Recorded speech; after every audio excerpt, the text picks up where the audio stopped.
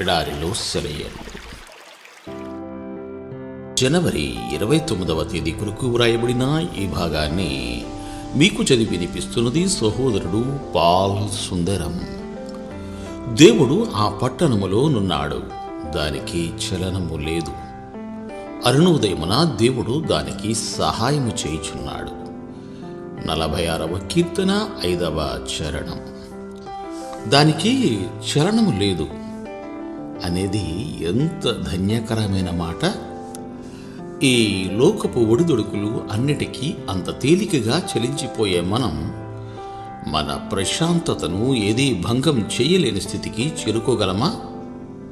అవును, ఇది సంభవమే. ఈ సంగతి అపోస్తులుడైన పౌలుకు తెలుసు. యెరూషలేముకి వెళ్ళబోతున్నప్పుడు అక్కడ తన కోసం బంధకములు, శ్రమలు కాచుకొని ఉన్నాయని తెలిసినా ఈ విషయాలేమీ నన్ను కదిలించవు అంటూ ధైర్యంగా చెప్పగలిగాడు.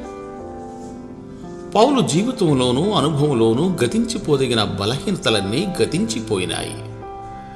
ఇక అతడు జీవితాన్ని గాని జీవితాశలను గాని ప్రియంగా ఎంచుకోవడం లేదు. దేవుడు మన జీవితాల్లో చేయదలుచుకున్న దాన్ని చేయనిస్తే మనం కూడా అలాంటి స్థితికి చేరుకోగలం.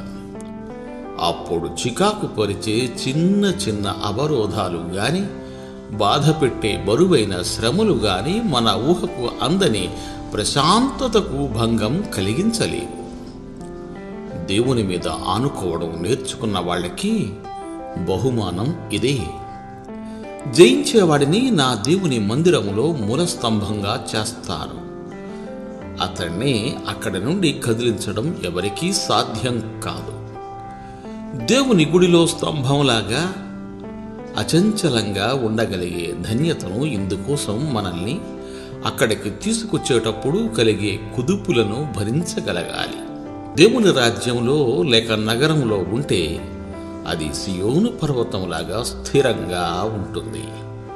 అలాగే ఆయన హృదయంలో ఉంటే దానికి ఇరువైపుల నుండి ఆపదలు చుట్టుముట్టి సముద్రపు హోరులాగా ఘోష పెట్టినప్పటికీ ఆ హృదయంలో మాత్రం గొప్ప ప్రశాంతత నెలకొని ఉంటుంది. అలాంటి ప్రశాంతతను ప్రపంచంలోని ఏ శక్తి ఇవ్వలేదు, ఏ శక్తి లాగేసుకోనూ లేదు. ప్రతి చిన్న ప్రమాదపు గాలి వీచినప్పుడు మనుషుల హృదయాలు ఆకులా వణికిపోతాయెందుకు? దేవుడు ఉండవలసిన వాళ్ళ హృదయాల్లో లోకం ఉన్నందువలనే కదా. దాన్ని తొలగించి దాని స్థానంలో దేవుణ్ణి ప్రతిష్ఠించడమే కదా కావలసింది.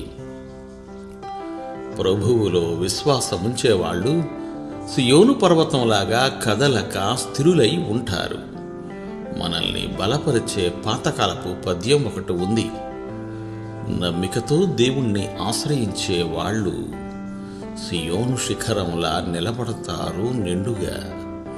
అది తొణకదు, బెణకదు, గడగడ వణకదు, ఇనుములా ఉక్కులా నిలిచి ఉంటుంది మొండిగా. దేవుడు మిమ్ము దీవించుగాక. Amen, amen.